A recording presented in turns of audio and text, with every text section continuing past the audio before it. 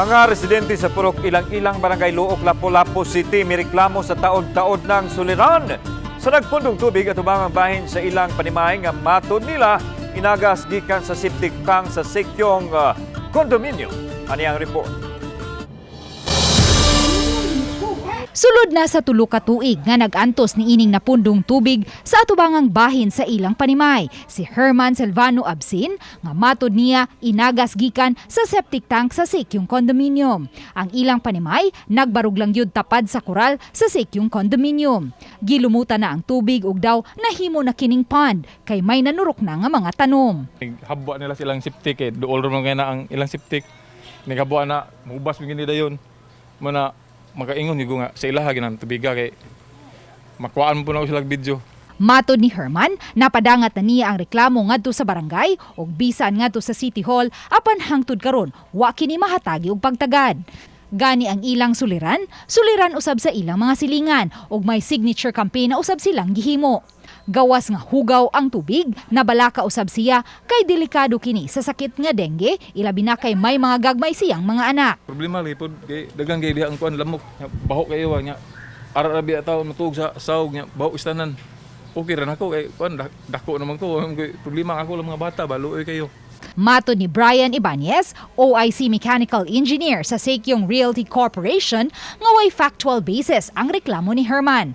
Gawas nga way klarong drainage system ang Barangay Luok, lupa ang dapit nga gibarugan sa balay nila ni Herman. Busa matag higayon nga may pagbunok sa uwan, mapundo gayud sa ilang dapit ang tubig. Gihimakak usab ni Brian ang pasangil ni Herman nga septic tank ang anaa sa tapad sa koral diin usab magbarug ang balay nila ni Herman. Iyang gipakita sa RTV Balitang Bisdak nga usa kini ka rainwater catchment basin, busa dili kini hugaw nga tubig. So kana nga tangke tupad adjacent sa ilahang among koral through sa ilahang balay is kuan raman.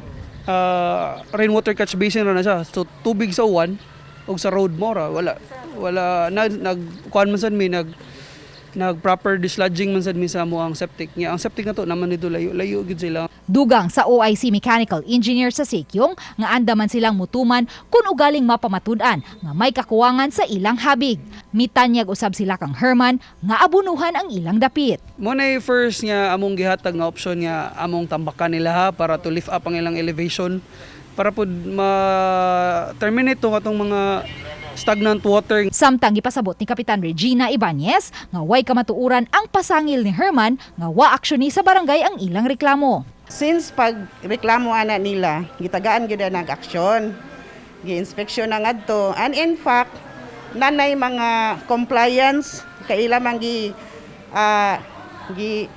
kuan ang fault sa Sekyong. So, nanay compliance sa part sa Sekyong, although they are still complying. Gani matod sa kapitan o sa ka-public hearing ang ipahigayon ugma sa buntag aron sa pagresolbar sa maong issue. Dili man nato ma-base good nga Sekyong lang o mga tao. Both siguro atong paminawon. Uban ni Marlon Melgazo, Luan Mirondina, Balitang Bisdak.